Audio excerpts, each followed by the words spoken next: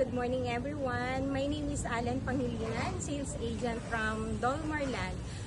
Nandito po tayo ngayon sa Bella Vista Subdivision.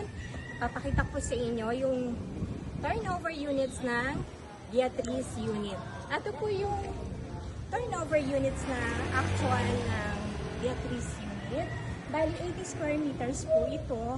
Wala pa po siyang gate. So, once po na turnover, pwede nyo na po siyang palagyan ng gate, pwede nyo na pong pa-extend. So, once na-extend po, eto na po yung magiging kalalabasan niya.